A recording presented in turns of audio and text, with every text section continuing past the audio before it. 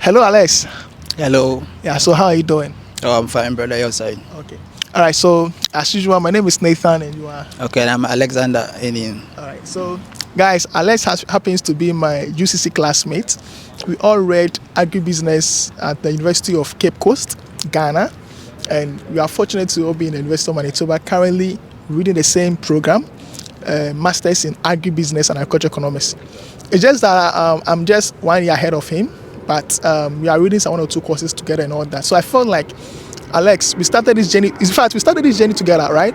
We all applied the visa the same very year. We all anticipated coming the same year, but due to 1 or 2 reasons, I had to come to Canada before he arrives, right? So he's here to share his experience with us, what caused the delay, and the processes he went through before coming to Canada. So, Alex, first of all, I would like you to share with us, all right, your Canada journey, right? Starting from the school application.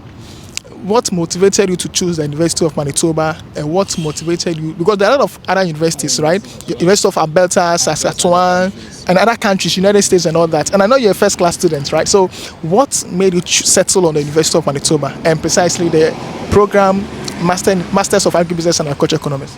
Okay, first of all, let me thank you for the opportunity given to express my view about the whole visa process and schooling as well. Actually, I told myself my dream country, the place where I want to study, Canada, USA. But I realized that most of the universities in USA were demanding GRA, for which I wasn't also ready to run a GRA. So I decided to, why don't I try Canadian school. I tried and I realized that some schools also demand GRA. But I got to realize about 2 or 3 schools wasn't demanding GRA, which are University of Manitoba and McGill University. Yeah, so I decided to apply into those 2 schools. I applied for McGill as well as I applied for Manitoba. I got admission first in McGill, but I realized that there wasn't any funding. Then later Manitoba came and I was offered some funding. So I decided to start my visa process now that admission is already in. So I applied hoping that I'll go the same year. Wait, you even come to the visa processes, right? But first of all, I'd like to know the program you chose for the McGill, both the McGill. Though you have an agribusiness background, right? Sure. So what program did you choose for McGill and that of the University of Manitoba? All right, I chose agriculture economics at McGill University, and I chose agribusiness agriculture economics in University of Manitoba. Okay. So which year was that? That's 2023. Right. Last year. Good. Now, when it comes to the University of Manitoba, right, for the program Masters in Agribusiness and Agriculture Economics, there is this particular requirement that bother a lot of people, right? It bothers a lot of people in terms of the biographical sketch. It's quite different from how other schools would be like write about research of set of papers like the SOP and all that, right? And or maybe research of interest and all that. But specifically, the University of Manitoba is requesting for biographical sketch, and a lot of people don't like. I was kind of confused, right? So I'd like you to elaborate us how you went about drafting a very nice biographical sketch that ended up in you getting admission. Did you say nice? I wouldn't say nice because actually when I saw biographical, I said, what is biographical sketch at all? So I Googled it and I realized that biographical sketch isn't different from our CV, but just that due to put in some things about the area that you want to study as well. If you have a research interest, you can also list it there, which will make your application unique. So I just did that. I provided just like I'm providing CV. I just listed everything that's supposed to be there. I provided it there. Then the only thing that I make it unique, but my biographical sketch was I tried to chip in the areas that are of interest to me, for which Manitoba was the school to provide those areas for me as well. Okay, so meaning that first of all, research the department, research of interest, what they are doing and all that, and you tailored that into. I read a lot about most of the lectures as well, their interests. So I realized that if I choose this particular program, and also I keen in some of those interests that the lectures I already are into, it will give me an upper hand in my application. I did it, and indeed I got admission and I got funding as well. Great, great. For the funding, it's something personal. So we don't like to disclose the amount, right? But it's something substantial to cover your tuition fee and living expense and all that. Sure, yeah. So will you motivate or encourage people to also apply for the investment? Those who have economics background and agribusiness background, will you motivate them to also apply for the same course or program? Oh yeah, definitely I will do.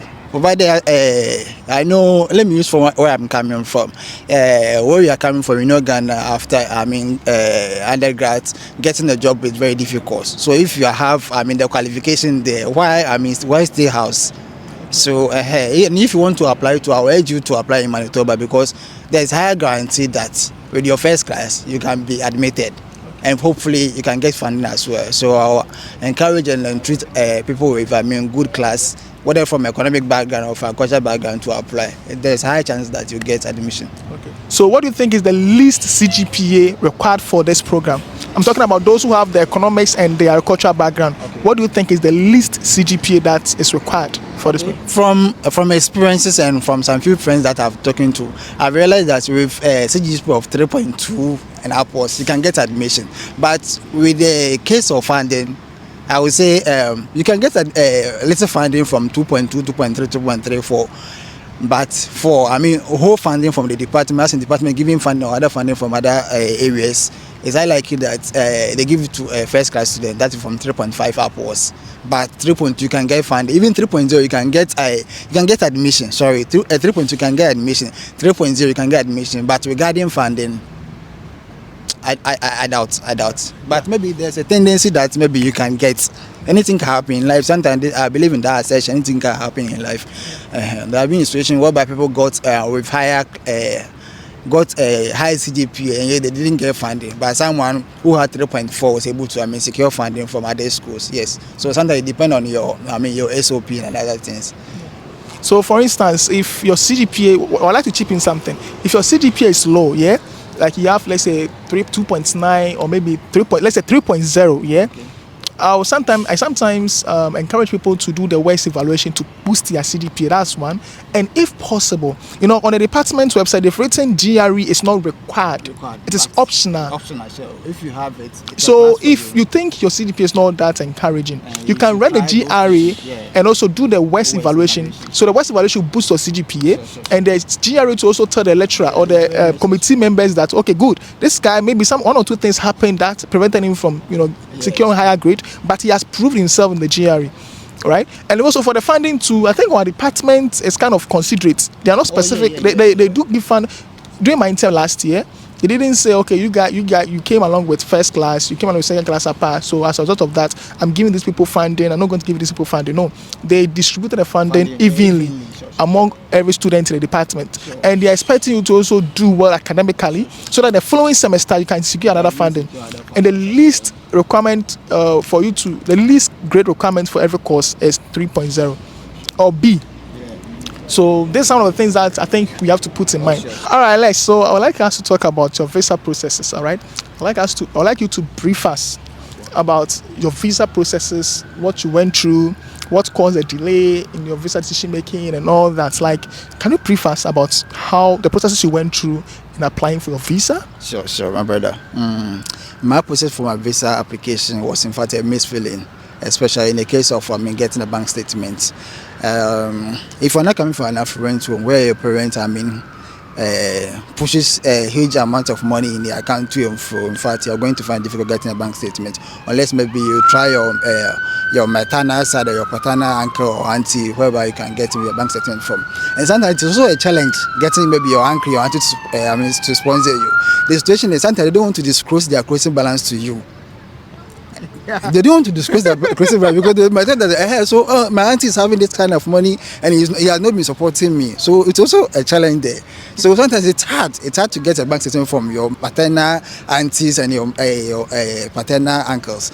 So it's difficult. Highly difficult. But later I got a bank statement and I put in the application. And you got a bank statement from who? Oh, from my uncle, from one of my uncles. Then I put in the bank application. But I did upfront medical. I was advised to do upfront medical. I did upfront medical, but in fact I had a challenge with my medical. Oh really? Yeah. Okay, so all right. take your time and brief us about from the cast, because I think a lot of people would like to know what you went through and what caused you delay in your visa decision making and all that. So please take your time and explain to us what happened during the process of doing your from the cast. Brother, honestly speaking, this thing I don't want to something to talk about because I really grieved. I really grieved over that, and I waited for so long thinking that. I decided that whatever will happen will happen. Someone will say, Kesera. What is meant to happen will happen. So what happened is way back in 2011, after GHS, I was diagnosed of TB, tuberculosis. And I went on the treatment for over 6 months before I was finally, declared of, that disease. So for wholly about 10 years, I never experienced any symptoms of that, disease.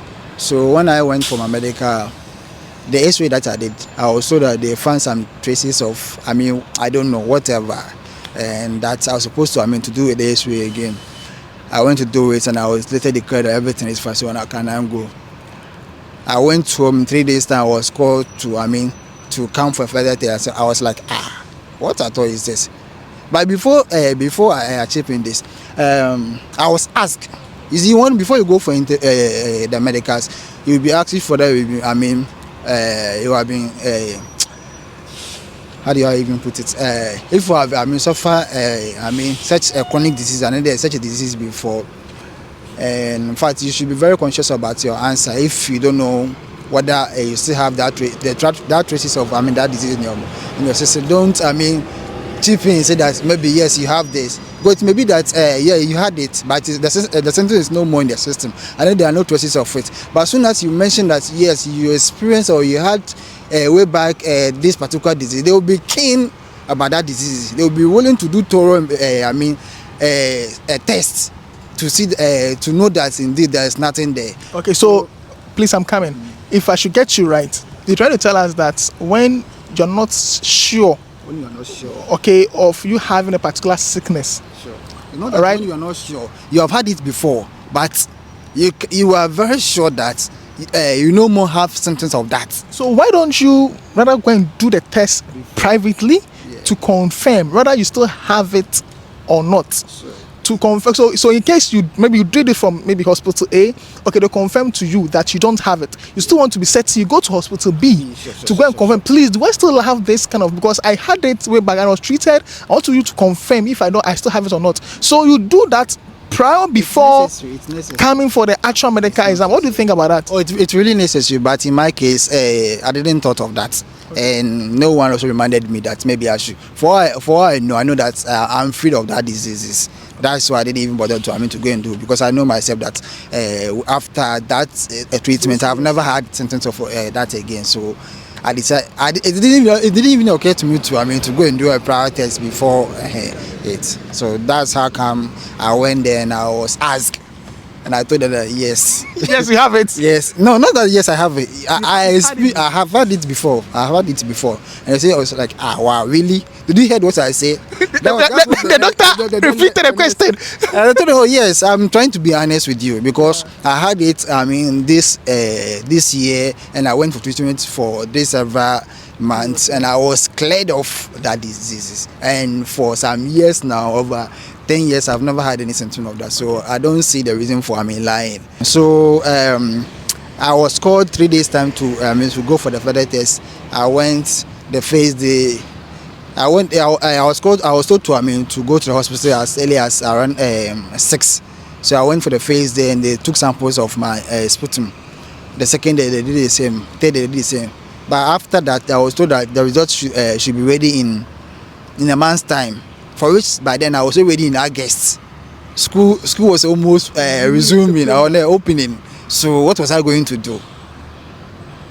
People advised me to try and defer the course, but I also said no. I want to see the outcome. Of maybe it's like maybe after the result might be positive, whereby I will be granted my study permit or visa early, so that maybe in the course of September I can travel. The whole August ended and I didn't hear from them. September, mid-September, nothing. So it was 20th. Then I called the IOM office. That IOM, yeah, that I came for. I mean, a further test about blah blah blah blah. I've not heard from you. They say, oh, sorry, didn't I receive any email from that? I said, no, I've not received any email till now. I say, oh, so they say you wait, you'll be contacted. I was there in 2 days time. I saw a mail that the result came out. I mean, negative. That I don't positive, right? Positive. Yeah, positive. I don't have any traces of TB again. So why? If I don't, why? So in your case, if you had gone to about 2 different private hospitals to confirm whether you have this sickness or not, I don't think you would have gone to say that you have it. Do you get it? So I think this is something we all can learn from. We are not saying go and lie at the IOM office. No, never do that. Because after all, they're going to test it. They're going to test it, and if you find traces of whatever that you lied, I mean, you will still do the further test.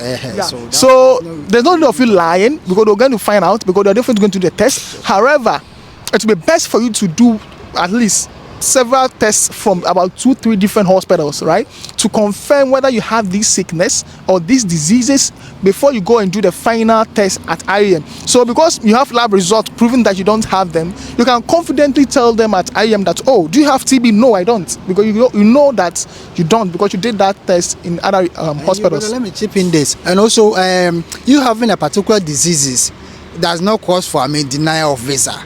Sometimes they want to be assured that, oh yes, this person is suffering from this disease, so that when they grant you your visa and you are in your country that's supposed to go and stay, they will give you a maximum care. As in, there's something we call surveillance. They will be willing to contact you to ensure that indeed you are not suffering. And even if they are supposed to give you drugs to harness that disease, yes, they will do it. So the fact that you are having that disease does not mean you are going to be denied. No, never. You are never going to be denied. They will approve it, but just that they will give you, a special care when you arrive in your home country. So in your case, are you given as such? Like, oh yeah, they didn't find any traces of TB. TB positive. I tested positive, but yet when I came here, after the immigration check and my statement was given, I received a mail that evening that I'm to provide the address of where I stay, my number, so that they can check up on me in due time. So as I speak with you, I've done that, waiting for the day that I'll be contacted. Yeah, guys, so please, let's take note of this. Even if you have HIV, I am emphatically saying that on RCC's website, because there's something public, right, something available for us to read and understand. It is stated clearly that it depends on how intensive the virus is, yeah. But if you're on the preliminary stage, or maybe you're in the initial stage of you having HIV or something, that doesn't mean, or that doesn't call for automatic visa denial. Please, let's take note of this. It is on RCC's website, and you can go and search that from RCC's official website. Just that they want to confirm if you have this signal. Like he's saying, he immediately got an email from RCC that he should provide his telephone number and email for them to keep tracking him and know, continue conducting some tests to confirm that yes, he does not have those sickness or diseases. So Canada care about us, okay? So don't be confused, or don't be stranded or don't listen to what people are saying. Don't listen to those rumors that if you have TB or if you have HIV, they are going to deny your visa. Please, it is never true. They want to make sure you are treated accordingly, so that if indeed that disease or sickness can be cured, they can assist you in doing that. All right, so you are trying to tell us that. And also, I think in your case, if you had emailed IOM immediately after 2 weeks that you've not heard anything from them, I think they would have contacted you earlier, because later they gave me 1 month that the test should be ready in 1 month. So 3 weeks I can't contact them. It was after 1 month that I realized no, there was just a delay. So why don't I contact them? It was when I contacted them and they said, haven't I received mail already? And I was like, no, I haven't. Yeah. So meaning when they give you a grace period and they've not gotten back to you, you have to contact them, call them. Sometimes it might skip them to, you see, they are human, and humans to, making error is part of it. So you have to contact them to remind them that this is the duration that they give you. The duration is already due or has passed, and you've still not heard from them. Okay. So definitely, if there's something, if there's anything that they're supposed to tell you, they'll give you updates regarding the situation. Yeah.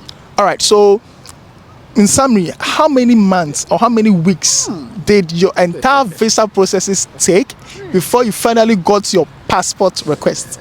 Okay.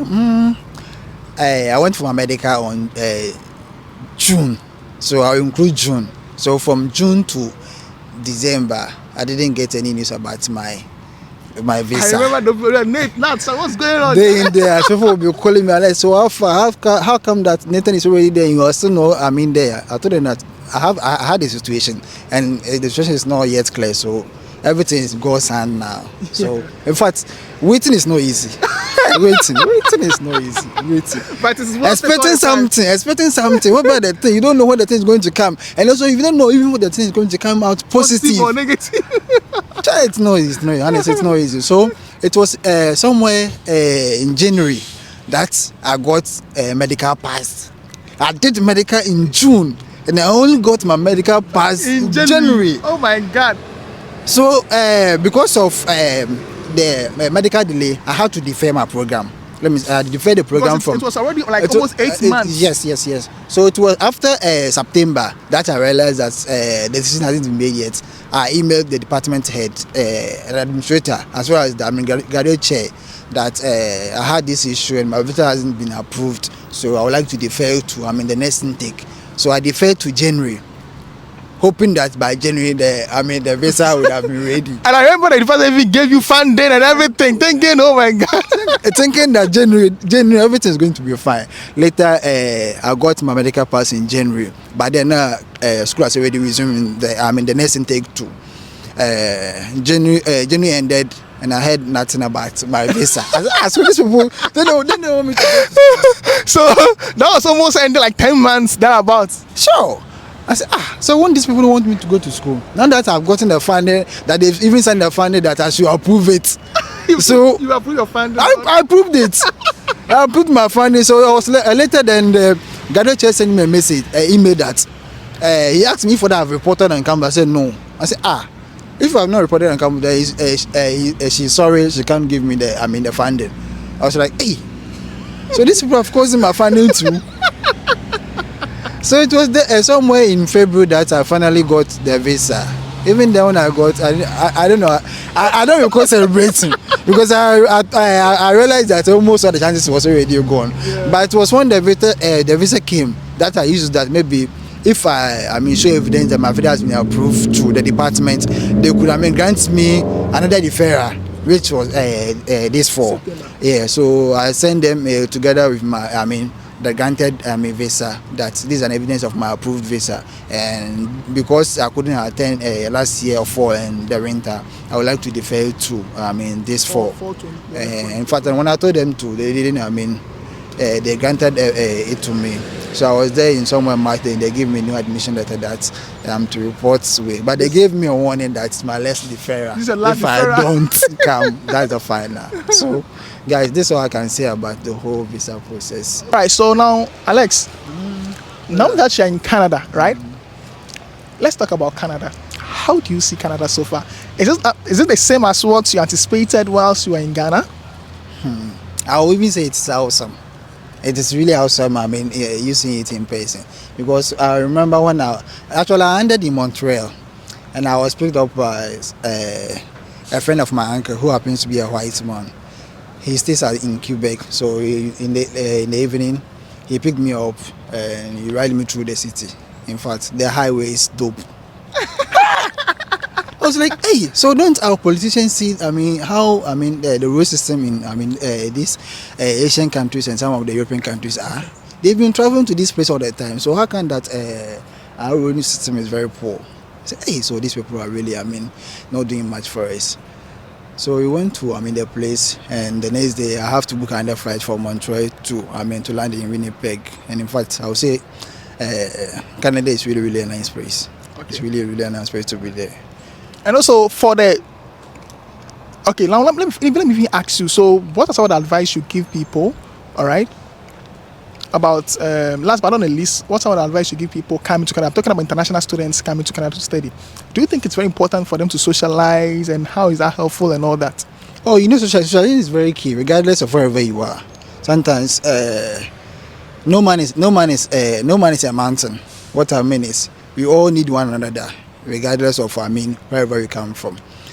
So socialization is very key. You need to socialize to seek opportunities. Sometimes when you socialize with people, people show you the way. Definitely, everything that you do, someone has done it before, and wherever you've been, someone has been there before. So trying to socialize, people show you the way. When I came here, I would say I haven't suffered, I haven't paid for anything. Almost everywhere that I go, thank God I have you. You've been taking me around all the time. You've helped me secure my Canadian SIM card number. I have to go and do my SIM. You also helped me to open my account. So I must say, so far so good. Everything is good. Socialization is very key. You need to socialize, especially among the people that if it happens that you have some of your compatriots, those from your home country, it's fine. Even if you don't have them, try and socialize with other people from other countries. In the end, they are going to help you a lot. Yeah. So guys, I will say delay does not mean defeat. Delay does not mean denial. We all applied our visas the same month. Mine was approved last year, so I was fortunate to come to Canada to start my program last year. Sure. He happens to arrive in Canada this year, and I'm the one assisting him in a lot of stuff, right? So when I arrived in Canada, like for the first week, I was stranded. You get it? Even securing a room, like I got a room all right, but I wasn't like, I was kind of, it wasn't easy. The depression, you don't know anyone around, like, not trying to acclimatize with situations here and all that. But he's not suffering at the moment yet because he has me, right? So God knows why he does certain things, all right? So when your visa application is delaying, don't be like, oh God, why always me? Why this and all that? God knows the reason why. Maybe he's delaying your application. Yours may not be this year. Yours may not be next year. Maybe yours may be the following year, or maybe the following 2, 3 years, or 4 years. So don't give up on your application. Maybe you've been denied visa for the second, fourth, fifth time. Keep on trying. Okay. Definitely one day it will be your turn. So my final question. So now, how do you see you started some classes, right? Yeah. So how do you see the program Agribusiness and Agricultural Economics? And what are some of the advice you give to our undergraduates, agribusiness and economics students, or thinking of coming to Manitoba or coming to Canada or pursuing their masters abroad? How do you see the program so far? Honestly speaking, because I know you're a brilliant student, you're a first class student, UCC 3.8, and you're not one of the brilliant students. So how do you see the program? To be honest with you, it's not easy. It's not easy, but I believe it's just a start. In the end is what matters. Yeah. Sometimes someone might not start well, but the person will surely end well. But that reminds me, before I landed in Canada, I was there and a friend was in US. This guy will always be sending me assignment to help me with assignment. I was like, so what's wrong with you? Me that I'm in Ghana, you already in USA, you are pressuring me with assignment. Meanwhile, I'm not seeing top. I'm finding ways to come to Canada. You are in US, so pressuring me. I was like, okay. You will see. But when I came here and I attended my first lecture, I was like, hi. In fact, it's not easy. It's not. The face, I didn't see anything. After the lectures, one of my colleagues called me that, Alex, did you understand what you taught me? I said, I didn't understand anything. No, I didn't. I only gave her assurance that it's just the beginning. To just be a build up to whatever that is coming. So you shouldn't give up. With time, I believe that with time, everything is possible. And so we will say it through. All right, Alex, thank you so much for your time. Thank you so much. I really do appreciate it. And camera lady, thank you so much for your time and everything. We appreciate you guys all. I'm hoping for greater future ahead. Sure. All right, guys, please. We're going to grant more of these interviews with time to know your progress and all that. Guys, so please, if you've not subscribed to my YouTube channel yet, kindly subscribe to my YouTube channel. My YouTube channel's name is Nal and Candy, and also the loud bass. Please know that I'm not an immigration officer and I'm not an immigration lawyer. So everything that we discuss here, don't take it as an immigration officer advising you. No, this is something based on our personal experience we are currently facing in Canada that we just shared. All right. So please, I am not an immigration lawyer. And anything else that we stated, talking about medicals, talking about visa processing, like him talking about his uncle sponsoring an admission, everything is available publicly. Sure. It's not illegal for your uncle to sponsor your education if you don't if you don't have, or your parent doesn't have the means to sponsor education, you can let your uncle, even your friend. It's a matter of proving your relationship with the person and all that. So everything that we spoke about is something legal. So please don't consider it otherwise. Thank you so much. See you later. Bye. All right, guys. So this is my camera woman, right? Say something to my Hi, followers. my name is Angie. I'm the camera. When you see me on campus, just say hi, and I'll do. Okay. All right, guys. See you guys. Bye.